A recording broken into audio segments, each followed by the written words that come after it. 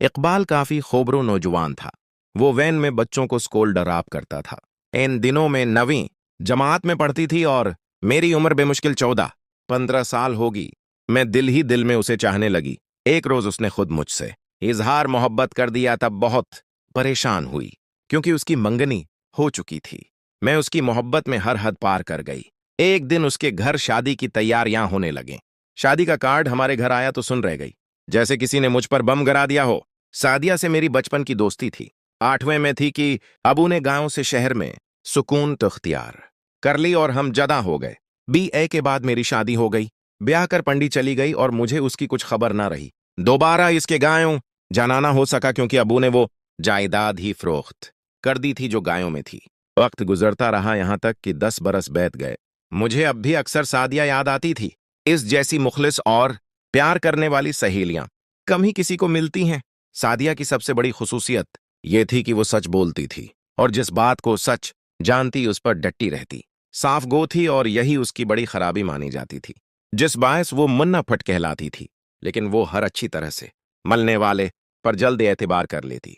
ये आदत उसे ले डूबी। एक दफा का जिक्र है कि मैं अपने बेटे शिराज को स्कूल दाखिल कराने गई। वहां अचानक बचपन की ये दोस्त मिल गई। स्टाफ रूम से निकल रही थी। मुझे देखकर ठठक गई, जैसे कि उसे अपनी आंखों पर यकीन न आ रहा हो। लम्हा भर बाद दौड़कर मुझसे लिपट गई। जाहिदा, ये तुम हो और यकीन नहीं आता कि कभी उस तरह मिल जाओगी। तुम कितनी याद आती हो बता नहीं सकती। मैंने अपने बेटे शेर उसका हाथ पकड़ रखा था। दाखिला के लिए आई हो? हाँ, ये स्कूल करीब है। दोनों बड़े बच्चे दूसरे स्कूल जाते हैं।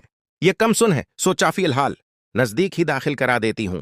पहुंचाने और ले जाने में आसानी रहेगी। वो मुझे पर निस्बल के कमरे में ले गई और झटपट दाखिला करा दिया। दोबारा मिलने का वादा लिया। मैंने उसे अपने घर का एड्रेस समझा दिया और फोन नंबर भी दे दिया। 4 रोज बाद जबकि आधी छट्टी का दिन आया, सादिया मेरे घर आ गई। हमने खूब बातें की, लेकिन जब मैंने पूछा क्या शादी हो गई तो एक ठंडी आ भरकर खामोश हो गई। मैंने इसरार किया, बतायूं तो क्यों ना हुई शादी और इस कदर अफसरदा क्यों? क्या मुझे दोस्त नहीं समझती हो? बोली, जाहिदा मत पूछो। दिल में वो रोग लिए जी रही हूं कि बयान करने की ताब नहीं है, लेकिन तुमसे जरूर बताकर जी का बोझ हल्का कर लूंगी। फिर यूं गोया हुई। तुम्हारे जाने के बाद मेरे हालात ने अजब मोड़ ले लिया। पहले तो हम अक्ठे स्कूल आते जाते थे। तुम रोज मेरे घर से अपनी गाड़ी में पक कर लेते और वापसी में डराप कर दिया करती थीं। तुम्हारे जाते ही ये मसला उठ खड़ा हुआ कि अब मैं स्कूल कैसे जाऊं। मुलाजमत की वजह से अबू खुद छोड़ने न जा सकते थे और भाई भी अपने काम पर जाते थे। अबू मामूली तनख्वाहदार थे। वो मेरे लिए सवारी का इंतजाम भी न कर सकते थे। बड़ी मुश्किल आपड़ी।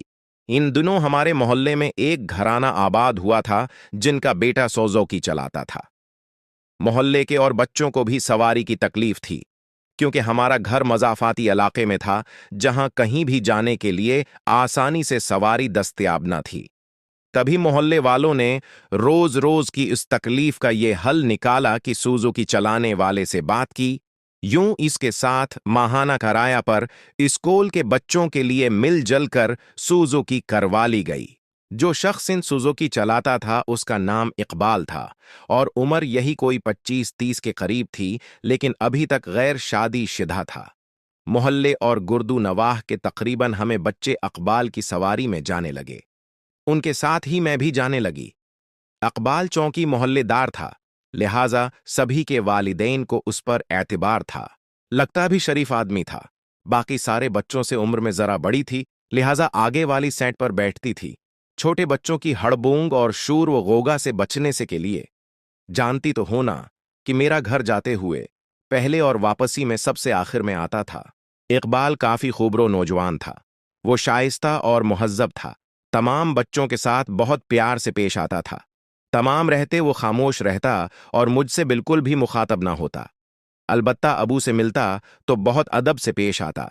वो उनका बेहद एहतराम करता। अबू भी उसे अकबाल बेटा कहकर मुखातब होते कि अकबाल के वालिद से अच्छी खासी दुआ सलाम हो गई थी। 2 माह इसी तरह गुजरे। बिलाखिर एक रोज मैंने खामोशी का रोजा तोड़कर मुखातब कर लिया। बात दरअसल ये थी कि 1 माह का किराया अब वादा न कर सके क्योंकि अम्मी की बीमारी पर रकम खर्च हो गई थी। तभी वालिद साहब ने माजिरत कर ली कि अगले माह दे दूंगा। कोई बात नहीं, अपने घर जैसी बात है, फिक्र न करें। जब रकम हो तब सहूलत से दे देना। इस बार भी पैसे न जड़ पाए तब मैंने इकबाल से कहा, अबू कह रहे थे कि 2-4 दिनों में ही इंतजाम कर देंगे। वो बोला, बालकुल फिक्र की बात नहीं है। मैंने मांगे तो नहीं हैं, क्यों परेशान हो रहे हैं? हमने एक बार बात कर ली तो बस फिर आड़ बाकी न रही। अब जब सब बच्चे उतर जाते और मैं आखिर में रह जाती। इकबाल खौद मुझसे मुखातब होता और मेरे घर यलो हालात पूछता। मैंने उससे कुछ न छुपाया। सब बता देती कि अबू बड़ी मुश्किल से खर्चा पूरा करते हैं। उनकी तनख्वाह कम है और भाई पढ़ रहा है। अम्मी बीमार रहती हैं। हम लोग तंगी से जिंदगी बसर कर रहे हैं, वगैरह। इस पर वो कहता, चाचा नाराज ना हो जाएं, वरना मैं तो यही चाहता हूं आपसे कराया ना लूं। आखिर महल्लेदारी है, कुछ हुकूक तो होते हैं और कुछ हमारा भी फर्ज बनता है। ऐसी बातें सुनती मगर घर में ना कहती, कहीं उम्मी अबू या भाई बदगुमान हो जाएं। जरूर वो सवाल करते कि वो तुमसे ये बातें क्यों करता है, बल्कि बात ही क्यों करता है। वो तो उसे निहायत शरीफ और भरोसे का आदमी समझते थे। वो भरोसे का आदमी था। तमाम मोहल्ले वाले उस पर भरोसा करके अपने बच्चे उसके स्पर्द करते थे। एक रोज मैंने पूछ लिया, आप सारे बच्चों से प्यार करते हैं, क्या आपके अपने बच्चे हैं? उसने बताया कि मैं शादीशुदा नहीं हूं, लेकिन मुझे छोटे बच्चे अच्छे लगते हैं, इस वजह से उनसे प्यार करता हूं। आपने अभी तक शादी क्यों न की? मेरी भी एक कहानी है। दरअसल में एक लड़की को पसंद करता था। वो एक गरीब लड़की थी और स्कूल में टीचर थी। मैंने उसे हासिल करने की सरतोड़ कोशिश की, लेकिन उसके घर वाले न माने। उन्होंने रिश्ता देने से मना कर दिया क्योंकि उसकी मंगनी अपने चाचा जाद से हो चुकी थी। मुझे बहुत दुख हुआ। आखिरकार मेरे अबा जान ने समझा बुझाकर मुझे खामोश करा दिया। इस लड़की का नाम नाज था। उसने किस्म खाई थी कि वो मेरे सिवा किसी से शादी न करेगी, लेकिन वालिदैन ने उसकी न चलने दी और जबरदस्ती उसके मंगेतर से शादी करा दी। उसने कहा था कि मैं शादी के बाद ये बंधन तोड़कर तुम्हारे पास आ जाऊंगी, लेकिन दिन महीनों और माह सालों में गुजर गए और वो न आस की। इसके इंतजार में शादी न की। बिलाखिर घर वालों ने मजबूर कर दिया और मेरी मंगनी रिश्तेदारों में करा दी, लेकिन मैं अभी तक शादी से गरीज कर रहा हूं। शायद कभी नाज आ जाए तो उसे क्या जवाब दूंगा। अब तक नाज को नहीं भला सका। दिल किसी और से शादी करने को नहीं चाहता। सख्त तकलीफ में हूं और अपनी तकलीफ किसी को भी नहीं बता सकता। आज न जाने कैसे तुमको बता दिया है। ये कहते हुए उसकी आंखों से आंसू टपक पड़े। मैंने उसके चेहरे की तरफ देखा। इकबाल का दुख महसूस करके शदीद तकलीफ हुई। शायद कि उसने अपनी दास्तान मेरे सवा आज तक किसी से भी न बताई थी। हालांकि उन दिनों में 9वीं जमात में पढ़ती थी और मेरी उम्र बेमुश्किल 14-15 साल होगी। फिर भी उसने मुझे उस लायक समझा कि अपना राजदां बना लिया और मैं भी उसकी गमगसार बन गई। मुझे लगा कि मैं बड़ी हो गई हूं, इस काबिल हो गई हूं कि कोई अपना दुख मेरे साथ बांट रहा है। वो तो अपनों का सताया हुआ था और मैं हालात की सताई हुई थी। हमारे घर अच्छा खाने को था और ना अच्छा पहने को 20 नवाले ही गने चुने मिल जाते थे, तो रोज व शब गुजर रहे थे। अब मैं भी अपने हालात, अपने दुख उसके साथ शेयर करने लगी। उसे सहारा चाहिए था, मुझे भी सहारे की जरूरत थी। मां बीमार थी, अबू खर्चा पूरा करने की उलझन में रहते, भाई बात न करते और बहन कोई थी नहीं जिससे दिल की बात कहती या सुनती। ऐसे में हर रोज इकबाल का मुख्तसर सा साथ मेरे लिए किसी नामत से कम नहीं था। मेरी कोई सहेली न थी जाहिदा तुम्हारे सिवा। तुम्हारे जाने के बाद भी मेरी कोई सहेली न बन पाई तो मैंने इकबाल को ही सहेली जैसा मान लिया, क्योंकि वो पख्ता ज़हन था और मेरे कम सुन ज़हन को उसकी सोचें अपनी गिरफ्त में कर सकती थीं। वो यूं उदासी से अपनी नाज से जदाई का तज़क्रा करता कि मेरा दिल उसके दुख को महसूस करके तड़प जाता। सोचती थी कैसे उसका दुख दूर कर दूं। काश में ही वो लड़की होती, तब उसके दर्द का मदावा बन जाती। वो इतना हमदर्द था कि हमारे हालात के बारे में फिक्रमंद रहता। कोशिश करता कि हमको उसकी सुजुकी का किराया न देना पड़े। 2-3 माह गुजर जाते तो हरगिज तकाजा न करता। अबू रफ्ता रफ्ता किस्तों में किराया अदा करते रहते। इसी वजह से वो मेरे वालिद की नज़रों में और ज्यादा पसंदीदा होता गया और उनके दिल में घर करता गया। वालिद उसे बैठक में बैठा लेते, चाय पलाते और उधर उधर की बातें होती। वालिद साहब उसकी बातों से मुतासिर होते। इकबाल बाशऊर, सलझा हुआ और नेक ख्यालात का हामिल था। मैं दिल ही दिल में उसे चाहने लगी। हमदर्दी चाहत में बदल गई, लेकिन इजहार न करती। ऐसी लड़कियों को बड़ी नजर से देखती थी जो इश्क व मोहब्बत के चक्कर में बदनामी मोल ले लेती हैं। लेकिन जब वो नाज का जिक्र करके अफसरदा होता, मुझे उस पर बहुत तरस आता। एक रोज उसने खुद मुझसे इजहार मोहब्बत कर दिया, तब बहुत परेशान हुई। मैंने इकबाल से कहा कि आप मंगनी तोड़ दें। बोला ये मुमकिन नहीं है। तो फिर पहले मेरे साथ शादी कर लें, बाद में अपनी मंगीत्र के साथ भी कर लेना। रिश्ता लाएंगे तो मेरे वालिदैन राजी हो जाएंगे। आप यही बताना कि मंगनी खत्म कर दी है, मेरे अबू आपको पसंद करते हैं। तसल्ली दी कि हाँ, ऐसा ही करूंगा, लेकिन ऐसा कुछ न किया। 10वें जमात के पर्चे होने वाले थे। 15 दिन की हमको छुट्टियां मिलें इम्तिहान की तैयारी के लिए, तभी उसके घर शादी की तैयारियां होने लगें। शादी का कार्ड हमारे घर आया तो सुन रह गई, जैसे किसी ने मुझ पर बम गिरा दिया हो। ऐसा लगा जैसे दुनिया खत्म हो रही हो और जैसे ये मेरा सफर आखिरत हो।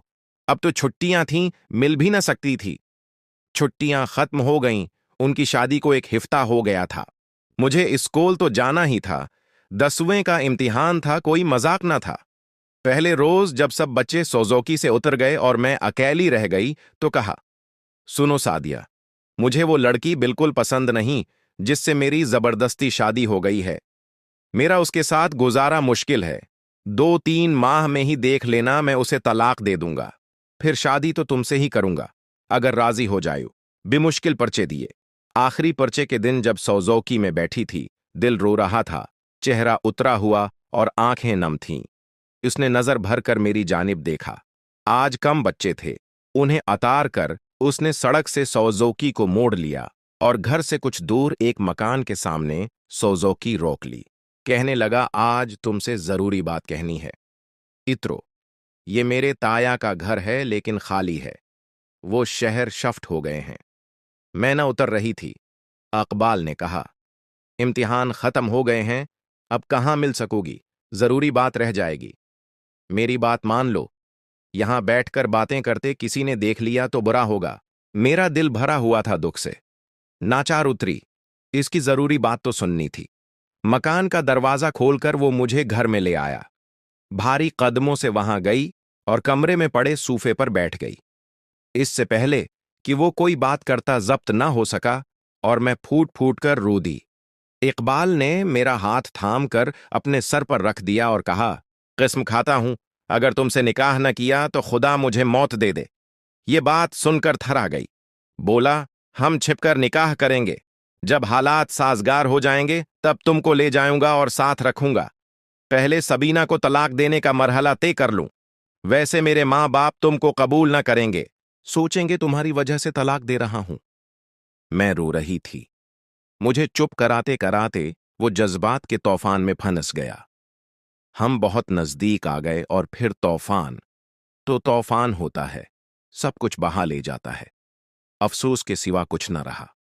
उसने मुझसे खफिया निकाह कर लिया, इस वादे पर कि जब तक वो इजाजत न देगा मैं अपनी और इसकी शादी का राज अफशा न करूंगी और न औलाद को जन्म देने की ख्वाहिश करूंगी। मैंने हर शर्त को मंजूर कर लिया, क्योंकि जिसे मन का मालिक माना था, तन का मालिक भी वही था। वक्त गुजरता गया। मैंने मन लगाकर पढ़ाई जारी रखी और हर रिश्ते से इनकार करती रही। इस राज को मगर अफशा न किया कि मैं इकबाल की मनकूहा हूं। पढ़ाई मुकम्मल करने के बाद स्कूल में टीचर लग गई। यूं 10 साल गुजर गए। इकबाल ने न तो मेरे निकाह को जाहिर करने की इजाजत दी और न पहली बीवी को तलाक दी। जिसने इकबाल के 4 बच्चों को जन्म दिया है, वो उसी बीवी और बच्चों के साथ रहता है और मैं अपने वालदीन के साथ रहती हूं। इकबाल ने ही मेरा तबादला गायों से शहर कराया है ताकि मैं उससे मिल सकूं। हमारा निकाह है, वो मुझसे यही कहकर शवहर की हैसियत से मिलता है। एक मकान लिया हुआ है। स्कूल से छुट्टी के बाद मैं 2-3 घंटे वहां जाती हूं और फिर घर आ जाती हूं। हम सिर्फ दिन को मिलते हैं। कभी एक रात भी मैं घर से गैर हाजिर नहीं रही। वो भी बीवी और बच्चों से एक रात भी गैर हाजिर नहीं हुआ। ये है मेरी जिंदगी। इसको तुम शादीशुदा जिंदगी या गैर शादीशुदा समझो। टीचिंग करके खुद कमाती हूं, खुद अपने अखराजात पूरे करती हूं। इकबाल का कहना है कि इस पर 4 बच्चों का बोझ है, वो मुझे खर्चा नहीं दे सकता। मैं सादिया की जबानी उसकी कहानी सुनकर दंग रह गई। अजीब वो गरीब तुम्हारी मोहब्बत है और अजब सी जिंदगी तुम बसर कर रही हो। निकाह खफिया रखने का मुआहदा हरगज नहीं मेरी दोस्त। तुम उस बंधन को कम इज कम अपने वालदीन पर तो जाहिर कर दो। वो रो कर कहने लगी, दोस्त मैं ऐसा नहीं कर सकती, क्योंकि जिस दिन मैंने अपने और अकबाल के निकाह का राज अफशा किया वो मेरे और उसके इस बंधन का आखिरी दिन होगा। वो चली गई और मैं सोचती रह गई कि अगर ये बंधन ऐसा ही कुचा है तो न जाने सादिया उसको तोड़ क्यों नहीं देती। लेकिन मुझे हजार बार सोचने के बावजूद इस सवाल का जवाब समझ में नहीं आया।